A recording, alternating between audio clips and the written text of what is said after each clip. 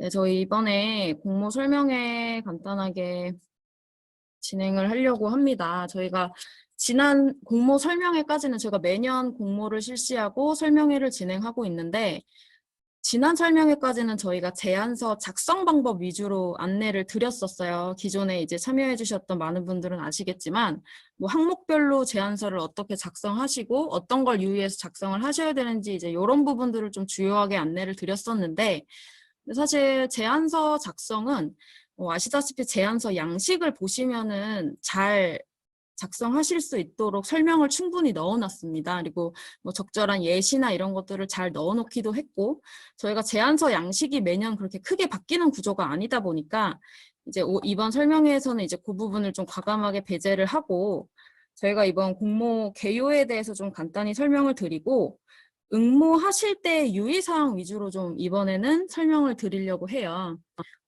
네, 자격부터 말씀을 드리면 이렇게 네 가지만 자격이 있다고 보시면 되시겠고, 저희가 뭐 기관의 형태나 규모에 따라서 뭐 첨가 자격을 제한하는 조건은 없다, 이렇게 보시면 될 것 같습니다. 그리고 공모 대상 사업은 보시는 총 50건이고요. 모두 23년도에 시작되는 신규 국별 연수 사업입니다.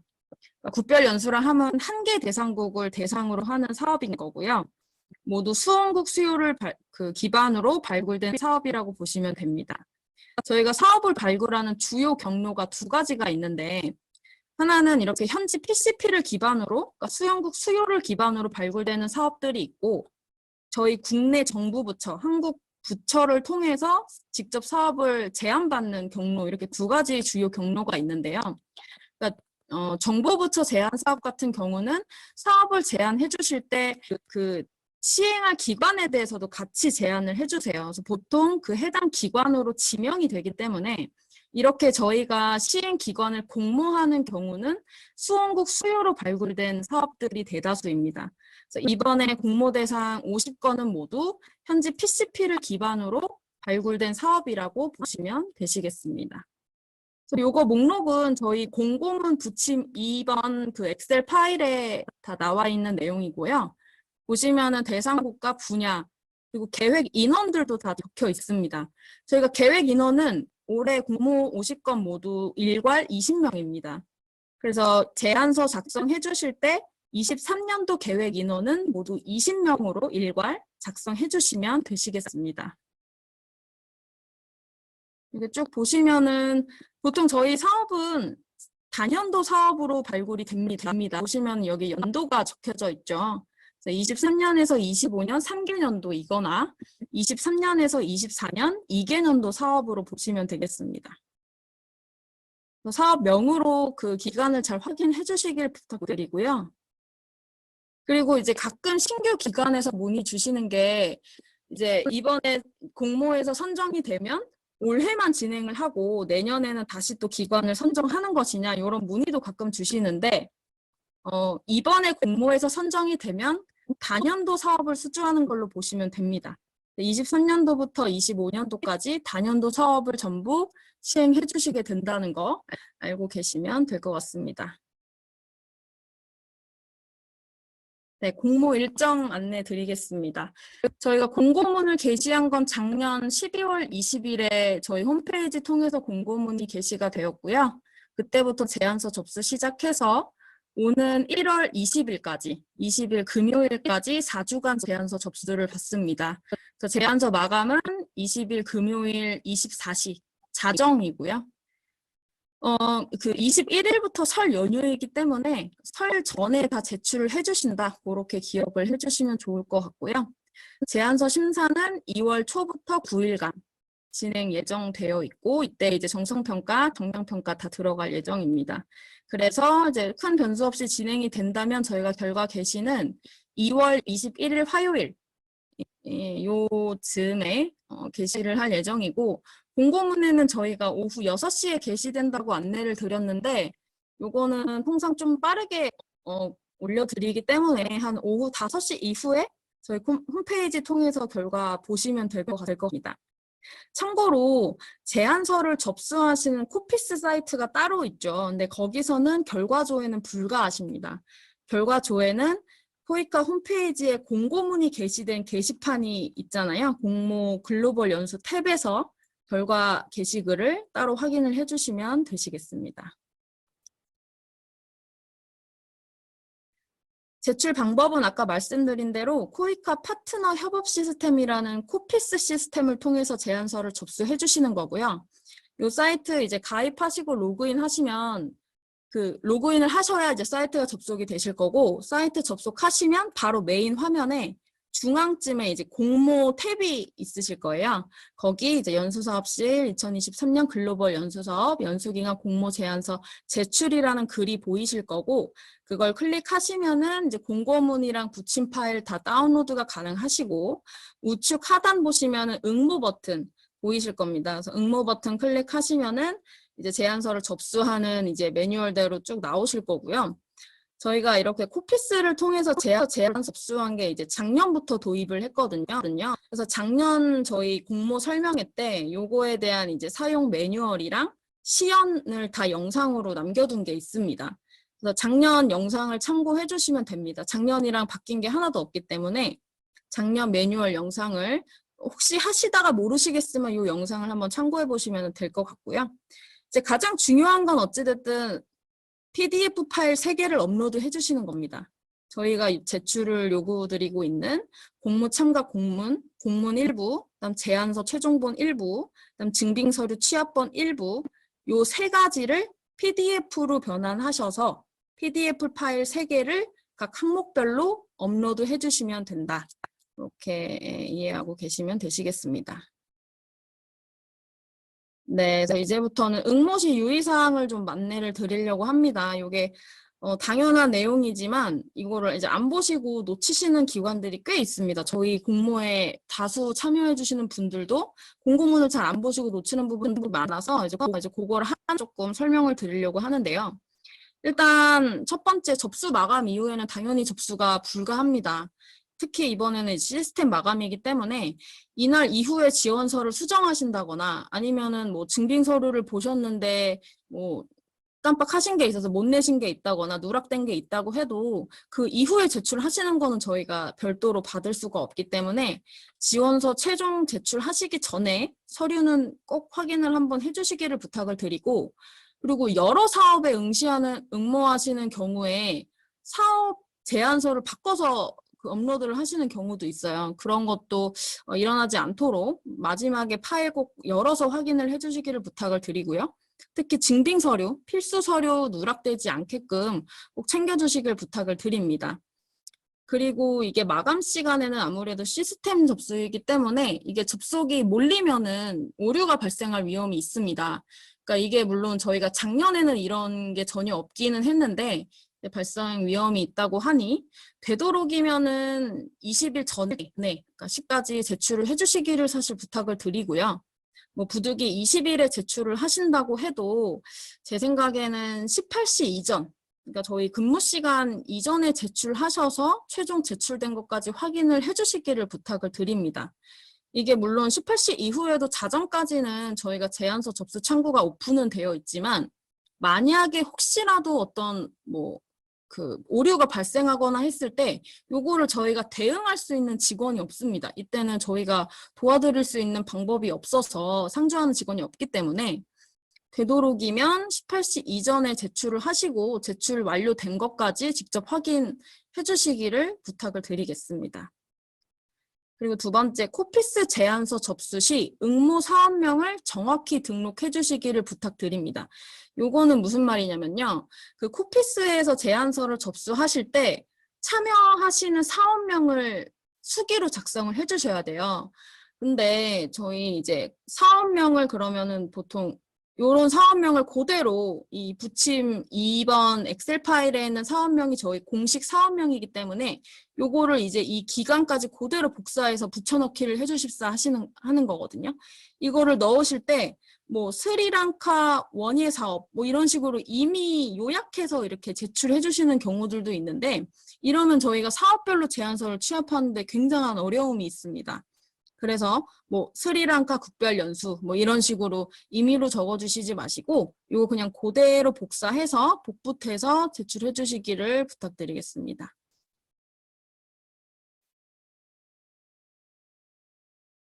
그리고 세 번째, 사업별 투입 인력. 그러니까 저희 사업 관리자 및 실무는 중복 투입이 최대 3건으로 제한이 있다. 그러니까 이것도 이제 신규 기관인 경우에는 좀 많이 헷갈려 하시는데, 이거는 이제 저희 코이카 글로벌 연수 사업 단기 연수를 말씀드리는 거예요. 이 단기 연수에 대해서 연간, 그러니까 23년도에 투입할 수 있는 사업 최대 건수가 3건이라고 보시면 되겠습니다. 이거는 기관 기준이 아니라 투입 인력 기준인 거고요. 또 선정 기준이 아닌 제한 기준입니다. 그래서 예를 들어서 A라는 사업 관리자를 저희 단기 연수 23년도 계속 사업에 이미 2건의 투입을 하고 계세요. 그러면 금번 공모에 제안하실 수 있는 건수, 그 해당 PM으로 제안서를 넣으실 수 있는 것 자체가 한 건으로 제한되는 겁니다. 요거는 네, 최대 3건으로 제한이 된다는 거를 꼭 염두를 해두시고, 만약에 저희 코이카 단기 연수 사업을 4건 이상 지금 제안하시는 사업까지 합쳐서 4건 이상이시다 하시는 기관들은 저희가 이번에 서식을 하나 추가했습니다. 이게 글로벌 연수사업 사업별 투입 인력표라고 해서 요거를 꼭 추가로 제출을 해주셔야 돼요. 저희가 작년까지는 4건 기관들에게 직접 연락을 해가지고 추가로 요 투입 인력표를 받았었는데 좀 해당되는 기관들이 좀 많아지다 보니까 아예 저희가 서식으로 넣었거든요. 그래서 이거는 지금 23년도에 계속되는 사업들 플러스 이번에 공모로 넣으시는 사업을 합했을 때 4건 이상이시면 해당 사업의 PM은 누구고 실무자는 누구인지를 표로 작성해서 그 증빙 서류에 같이 포함해서 제출을 해주시면 되시겠습니다. 네, 그리고 뭐 다들 알고 계시겠지만 모든 사업 관리자 및 실무자는 제안사 소속의 정규직 직원이어야 됩니다. 그리고 저희는 이 제안사 소속 정규직 직원 여부를 그 건강보험 득실 확인서로 확인을 하고 있거든요. 그래서 건강보험 득실 확인서 상에 해당 관리자나 실무자가 이 제안사의 사업장으로 건강보험을 득하였는지, 지금 득하고 있는지 이 여부를 보는 거기 때문에 그 공고일 이후에 발행된 건강보험 득실 확인서는 반드시 제출을 해주셔야 되시겠습니다. 그리고 지금 아래 내용, 한 개 기관이 2개 이상의 약정 체결 법인을 가진 경우 동일 사업 관리자 또는 동일 사업 실무자를 서로 다른 법인 계약에 동시 투입 불가하다. 그러니까 이제 이 이슈가 해당되는 기관은 아주 소수 기관이긴 한데 저희가 공고문에는 어찌됐든 안내를 해야 될 것 같아서 넣긴 했거든요. 그러니까 이게 뭐냐면 예를 들어서 대학의 경우는 보통 산단으로 계약을 체결하시잖아요. 근데 가끔 학교 대표법인으로도 계약을 체결하는 케이스들도 있어요. 그런 경우에는 A 대학이지만 계약 체결 주체는 2개가 되는 거죠. 산단 그리고 학교 대표법인. 그러니까 이렇게 되는 경우에는 저희 입장에서는 이게 같은 학교일지라도 서로 다른 기관이 되는 겁니다. 서로 다른 별도의 기관이 되는 거기 때문에 이 경우에는 공모에 제안을 해주실 때도 실적을 쉐어하실 수 없어요. 그러니까 학교 법인으로 제안을 해주셨으면 학교 법인으로 된 실적 증명서만 인정이 되는 거고요. 산단으로 제안을 해주셨으면 산단으로 받으신 실적 증명서만 인정이 됩니다. 그러니까 아예 다른 기관으로 볼 수밖에 없는 거예요, 저희는. 그래서 그거랑 플러스 같은 학교이기 때문에 계약 주체가 달라도 동일 PM을 2개 다 넣으시는 경우가 있어요.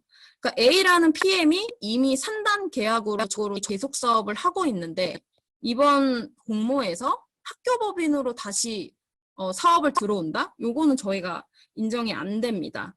왜냐하면 저희가 투입 인력의 중복 건수를 확인을 하고 있는데 이렇게 다른 기관에 한 명의 PM이 들어가 버리게 되면 요거를 저희가 관리할 수가 없게 되거든요. 그래서 요거는 그러니까 한 개 기관이 2개의 체결 주체를 가졌다 할지라도 다른 기관으로 보기 때문에 동일 PM은 반드시 한 곳에만 소속이 될 수 있다. 그렇게 이해를 해주시면 되고 이게 이해가 안 되시더라도 크게 해당 사항이 없으면 그냥 넘어가시면 되겠습니다. 네, 그리고 한 개 제안사는 응모사업 한 건당 제안서 한 건만 접수가 가능하다. 그러니까 이것도 사실은 굉장히 당연한 말이죠. 기관이 뭐 특정 사업, 뭐 필리핀 보건 사업에 대해서 최종 제안서 한 건만 접수가 가능한 거는 당연한 건데 이것도 이제 일부 기관에 좀 이슈가 있습니다. 그러니까 예를 들어서 대학교 산단 같은 경우는 대학교 산단으로 계약을 체결하는 그 대학 내에 부속 기관들이 여러 개가 있을 수 있어요. 근데 그 해당 기관들은 서로 다른 뭐 주체라고 보시긴 하지만 어찌됐든 계약을 해당 대학교 산단 하나로 체결을 하시기 때문에 아까도 말씀드렸지만 저희 입장에서는 이거를 한 개 기관으로 볼 수밖에 없거든요. 근데 A 대학교 산단으로 계약을 체결하는 두 곳에서 한 사업에 제안을 해주시면 이거는 한 개 기관이 한 개 사업에 대해서 제안서를 중복 제출한 걸로밖에 볼 수가 없습니다. 그렇기 때문에 그 대학교 산단에서 요거는 좀 잘 조율을 하셔서 특정 한 개 사업에 두 개의 제안서를 제출하지 않도록 그렇게 좀 조율해서 제출을 해주시기를 부탁을 드리고요.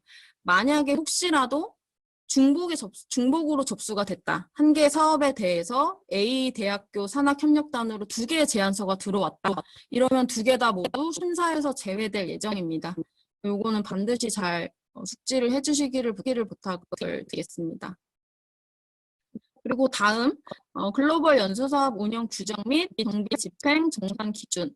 요거는 저희 이제 대면이랑 비대면으로 나눠져서 부침 참고 자료 보시면은 글로벌 연수사의 사업 길라잡이 책자가 이게 두 개를 업로드를 해드렸습니다.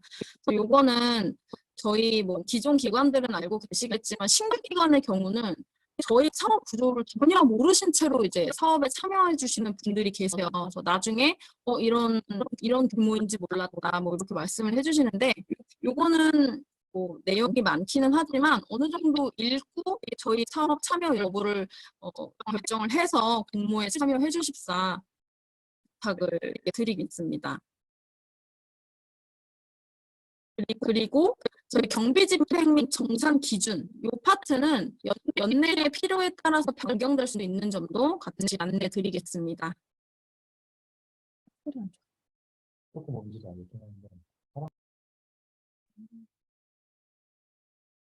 네, 그리고 요거는 이제 참고사항들인데요. 요거는 제안서를 접수하고 이제 작성하시는 데 필요한 사항은 아니고 저희 사업에 참여하실 때 이제 알고 계셔야 되는 사항들을 미리 공모에서 이제 안내를 드리는 부분입니다. 일단은 첫 번째는 이해충돌 방지법 관련 형표 사항인데요. 이제 저희 협력단에서도 공직자의 이해충돌 방지제도 운영 지침이 이제 작년 5월부터 시행이 됐습니다. 그래서 요거에 따라서 저희도 추가로 진구해야 되는 서류가 생긴 셈인데요. 요거는 이제 저희 공모를 통해서 선정된 모든 기관들의 진구를 하는 것은 아니고요. 공모에서 제안사가 한 개만 들어오는 경우가 있습니다. 어떤 특정 사업에 대해서는 제안사가 한 개만 들어오는 경우가 있는데 이런 경우에는 다른 기관들이랑 경쟁 구도가 성립되지 않은 채 단독으로 심사를 받아서 최저점 이상이시면 이제 바로 선정이 되시는 이제 프로세스거든요. 그렇게 단독 제안으로 선정이 되신 케이스만 저희가 이 수의계약 체결 제안 여부 확인서를 추가로 진구할 예정입니다. 이거는 부침 6 참고 자료 파일에 양식이 있으니까 한번 참고해 보셔도 되고 이거는 만약에 해당되는 케이스가 있을 경우 저희가 결과를 발표한 직후에 개별적으로 그 기관에 연락을 드려가지고 해당 서류를 진구할 예정이니까요. 그냥 참고로만 알고 계시면 될 것 같습니다. 그리고 두 번째 글로벌 연수사업 연수기관 제재 조치를 저희가 올해부터 시행을 합니다. 네, 그래서 제재 조치 시행을 올해부터 진행을 하는데 그 해당 서류를 보시면 아시겠지만 다 저희가 이미 규정화하고 있는 내용들의 그 내용들이에요. 근데 이제 저희가 작년까지는 이 규정을 어느 정도 미준수했을 때 어느 정도 제재 조치를 부과했는지에 대한 세부 기준이 없었습니다. 그래서 사실상 저희가 제재 조치를 거의 시행하고 있지 않았었는데요.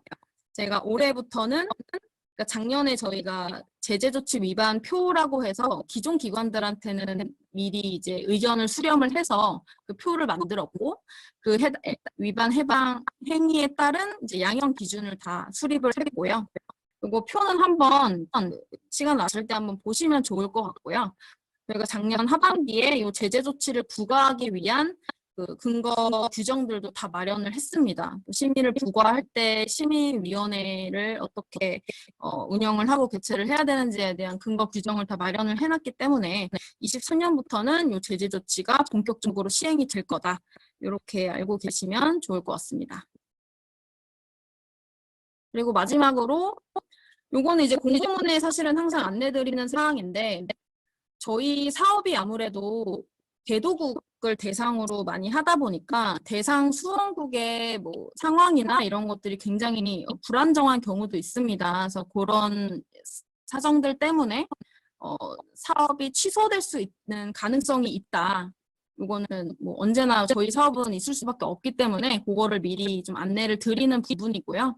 사업이 아예 취소된다기보다는 뭐 당해년도 사업이 줄어서 그러니까 예를 들어서 23년도에서 25년도 3개년도 사업인데 23년도에 수원국의 뭐 정부 상황이나 그 국가 상황이 너무 안 좋을 경우에는 이게 24년도에서 25년도 2개년도 사업으로 축소될 수도 있다.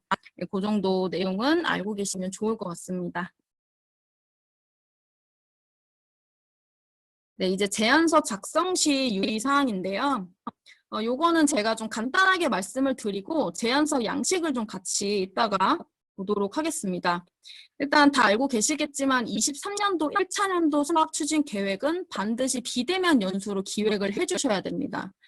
그래서 보통 저희 제안서의 주요 내용이 23년도 1차년도에 대한 세부 계획입니다. 그렇기 때문에 1차년도를 뭐 임의로 현지 연수랄지 초청 연수로 계획을 해서 작성을 해주시면 요거는 아예 조건이 다르기 때문에 심사를 할 수가 없습니다. 그래서 1차년도에 대해서는 저희가 안내드린 대로 비대면 연수로 고정해서 제출을 해주시면 되고요. 2차년도 이후는 뭐 단연도 사업 계획에 대해서 간단하게 적으시는 부분이 후반에 있을 거예요.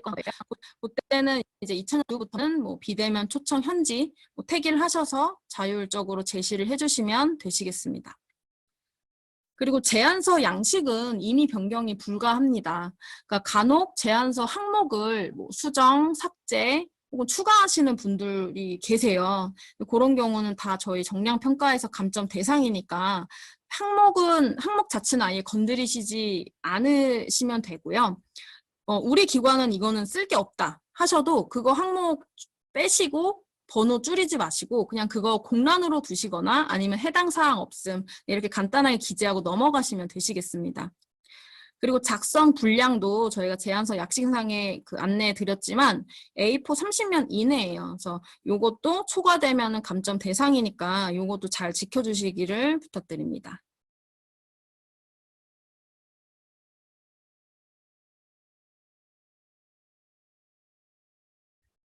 네, 그리고 저희가 부침 5로 사업별 발굴 정보를 올려드리고 있어요. 요거는 이제 사업별 참고 자료라고 보시면 되는데, 이제 보통 현지 PCP, 그리고 현지 PCP를 기반으로 이제 요약된 이제 사업 개요서죠. 근데 요거는 뭐 잘 아시겠지만, 그러니까 사업 발굴 그 시점, 그러니까 저희가 N-2년 시점에 사업을 발굴하고 N-2년 시점에 현지에서 작성된 내용이기 때문에 이거는 정말 단순 수요 자료로 보시면 됩니다. 그래서 이 자료를 기반으로 저희가 실제 사업을 추진하는 것은 아니기 때문에 요거는 이제 연수 내용이나 콘텐츠 기획 위주로만 참고를 해주시기를 부탁드리고요. PCP나 개요서상에 적혀 있는 연수 인원이랄지 뭐 예산 계획, 뭐 연수 형태 요거는 그냥 참고로 그러니까 수요적인 내용으로만 봐주시면 좋을 것 같습니다. 그래서 연수 인원은 아까 말씀드린 대로 그 부침 이 엑셀 파일에 그 적혀 있는 계획 인원을 준용해서 작성을 해주시면 되는 거고요. 그리고 예산 계획 같은 경우는 뭐 아시다시피 저희가 공모 제안서를 작성하실 때는 사업 예산에 대한 계획은 뭐 작성을 해주시는 게 전혀 없습니다. 저희가 이거는 요구하고 있지 않고 그래서 예산 계획은 크게 신경 쓰지 않으셔도 되는데 실제 예산 규모가 얼마나 되냐, 뭐 사업비 규모가 어느 정도냐, 뭐 이런 문의를 많이 주세요. 특히 신규 기관들에서는. 근데 이제 기존 기관분들은 잘 아시겠지만 저희가 어떤 사업별로 예산이 고정 할당되는 구조가 아닙니다. 저희는 이제 총 예산을 가지고 그 당해년도에 계획된 연수 사업을 다 이제 시행을 하는 거기 때문에 사업별로 얼마씩 이렇게 할당되는 구조는 아니고요. 이거는 저희가 연수 형태랄지, 연수 인원, 연수 일정, 이런 세부 계획에 따라서 사업별 예산은 사실은 천차만별이라고 보시면 됩니다. 근데 뭐 굳이 뭐 전혀 가늠이 안 된다 하시는 분들은 어떻게 하시면 되냐면 저희 그 길라잡이상의 경비 규정 파트가 있어요. 그걸 보시면은 저희가 예산 항목별로 단가를 어떻게 산정을 하고 있고 또 비정산 정액 지급 항목 같은 경우는 아예 저희가 금액을 이제 고정으로 드리고 있거든요. 그래서 그런 부분들을 참고하셔서 본인의 이제 사업 계획을 얹어 보시면은 어느 정도 사업비가 어느 정도로 나오시는 데는지는 대략적으로 가늠이 되실 거예요. 그리고 뭐 굳이 평균적인 거를 원하시는 거라면 그러니까 저희가 작년에는 비대면도 했고 이제 초청 현지 같은 이제 대면 연수도 진행을 했거든요. 한 200건 이상 진행을 했는데 평균적으로 한 1억 내외로 보시면 될 것 같습니다. 그러니까 사업별로 연간 사업비가 한 1억 내외라고 보시면 되는데 그러니까 이게 모든 사업이 다 1억 규모로 진행됐다는 건 아니고 요거는 뭐 6천만 원 수준으로 뭐 진행된 사업도 있고 한 1.3 뭐 1억 3천, 4천 뭐 이렇게 진행된 사업들도 있고 요거는 이제 계획에 따라서 천차만별이긴 하지만 이걸 한 200건 이상 평균을 냈을 때는 한 1억 내외다. 요 정도만 알고 계시면 좋을 것 같고요. 실제 기관 이제 선정된 이후에 저희 코이카 담당자랑 연수 기획을 하시면서 그때 예산 계획을 같이 수립을 해주시면 되겠습니다. 그리고 마지막으로 이거 저희가 좀 간곡히 부탁드리고 싶은 건데 제안서 작성하실 때 기관 실적을 적으시는 항목이 있어요. 근데 거기에 증빙을 제출하지 않는데 이제 항목을 그대로 적으시는 기관들이 꽤 계시거든요. 그래서 요거는 반드시 증빙을 제출하신 건에 대해서만 작성을 해주시기를 부탁을 드립니다. 요거는 저희가 같이 제안서 양식을 좀 같이 보면서 말씀을 드릴게요. 자, 요게 이제 저희 제안서 양식이죠. 첫 장에 가이드라인이 나오고 요거는 이제 내용 다 읽으신 후에 요 면은 삭제하고 여기서부터 이제 작성을 해주시는 거고 쭉쭉쭉 보시면 제가 이제 보시면서 주의하실 내용을 그냥 쭉 안내를 드릴게요. 일단 아까 30년 내라고 말씀을 드렸는데 페이지 수는 표지랑 목차에는 들어가지 않습니다. 보시면 본문부터 1페이지로 기재가 되죠. 그래서 여기서부터 1페이지 카운팅 했을 때 마지막 강사풀까지 작성을 하시고 30매 내이면 감점 대상이 아닌 걸로 보시면 되겠습니다. 그리고 쭉쭉쭉 요거는 저희 이제 빨간 글씨는 예시로 넣어드린 거고 파란 글씨는 이제 어떤 걸 하셔야 되는지에 대한 설명 글이잖아요. 그래서 요거 참고해서 보시고 이거 적색 글씨, 푸른 글씨 다 삭제하신 후에 이제 검은 글씨로 다시 작성을 해주시면 되는 부분인 거고 쭉 보시면 이제 기관 실적, 연수기관 현황에서 기관 실적을 이제 작성을 하게 되어 있고 이 부분에서 많은 기관들이 좀 실수가 많으셔서 저희가 이렇게 내용을 좀 많이 넣어놨는데요.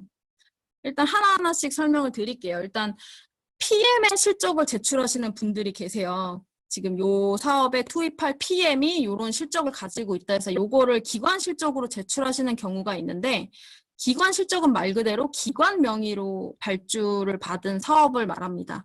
그래서 실적 증명서 상에 그 기관이 찍혀 있어야지만 인정이 되는 거고요. 그다음 접수 마감일 이전에 완료된 사업에 한해서 실적으로 인정을 하고 있기 때문에 20일 이전에 계약이 끝난 사업들 그리고 계약이 끝나서 정상적으로 실적 증명서가 발행된 사업들에 대해서만 인정이 된다 말씀을 드리는 거고 그다음 발주처 직인 반드시 필요합니다. 저희가 용역수행 증명서 양식을 포장으로 드리고 있는데 그거는 이제 발주처에서 자체 발행하는 실적 증명서가 없을 때 사용하도록 이제 안내를 드리고 있는 부분이에요. 근데 이제 그 양식을 사용하실 때도 발주처 직인은 반드시 받으셔야 됩니다. 발주처 직인이 없는 건들도 생각보다 많이 들어오는데 이런 건 저희가 다 제외를 하고 있으니까요. 발주처 직인이 있는 것들만 제출을 부탁을 드리겠고 그리고 계약금의 기준이 있죠. 저 2천만 원, 2만 불 이상 용역 실적만 인정이 되기 때문에 이거는 이게 계약금의 기준이 안 되어도 일단 작성을 해주시는 분들이 많아요. 근데 이것도 저희가 다 지울 예정이기 때문에 애써서 넣어주지 마시고 2천만 원, 2만 불 이하의 용역들은 그냥 기재를 아예 안 해주시면 되겠습니다. 네, 그리고 저희 코이카 단연도 연수는 어차피 연도별로 저희가 약정을 체결하고 있기 때문에 실적 증명서도 연도별로 나옵니다. 그래서 그거 다 각 1회로 인정을 하고 있고요. 그리고 발주처와 제안사가 같은 경우, 그러니까 자체 사업을 말하는 거예요. 자체 사업의 실적은 인정하지 않습니다. 네, 발주처와 제안사가 같은 경우는 실적으로 인정하지 않는다는 거 알고 계세요? 마지막으로 실적 증빙을 제출한 건에 한해서만 기재 필. 그러니까 여기에 보시면은 연수사업 실적이라고 해서 한 20개를 넣어주세요. 근데 증빙은 한 10개만 제출을 하세요. 이러면은 나머지 10건에 대해서는 정성평가에도 저희가 반영을 시킬 수가 없습니다. 그렇기 때문에 여기에 10개를 적어주셨으면 증빙 10개 제출해 주셔야 되는 거고, 여기에 20건 적고 싶으시면 적으셔도 돼요. 대신 증빙도 다 20개 맞춰서 제출을 해 주셔야 되겠습니다. 그리고 지금 저희 기관 공모에 오래 참여해 주시는 분들은 기존에 작성했던 제안서를 그대로 쓰시는 경우가 많으신가 봐요. 그래서 저희가 양식을 조금 바꾼 부분들도 다 이게 반영이 안 돼 있고 이전 양식으로 제출을 하시더라고요. 그것도 규정 미준수로 감점 대상이 되거든요. 저희가 작년인가 재작년인가부터 증빙 페이지를 넣도록 하고 있는데, 이게 이전에 작성하신 제안서를 이제 그대로 제출하시는 경우에는 이게 다 빠져 있어요. 이런 경우도 다 감점이 되고 있기 때문에 기존에 저희 공모사업 여러 번 참여하셨던 기관들이라도 이런 부분들 잘 챙기셔서 양식은 반드시 23년도 양식에서 작성을 해주시기를 부탁드리겠습니다. 증빙 페이지는 반드시 넣어주셔야 돼요. 이게 증빙이 저희가 많게는 연간 제안서가 한 200건 넘게 들어옵니다. 이거를 저희가 증빙을 하나하나 이제 다 매칭해서 보고 있는데, 기관도 보고 금액도 보고 하는데, 이 사업명이랑 그 증빙 서류상의 사업명이 잘 일치하지 않는 경우가 많아요. 그래서 저희가 그게 매칭이 안 되면 사실 인정이 안 되는, 그러니까 어떻게 보면 기관에서 이거는 불이익을 받을 수 있는 부분이기 때문에 일단 사업명은 실적 증명서상의 명이랑 동일하게 적어 주셔야 되고요.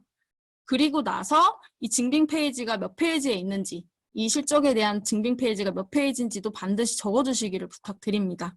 요거 증빙 페이지 이거 삭제하지 마시고 요것도 다 챙겨주시기를 부탁을 드리고요.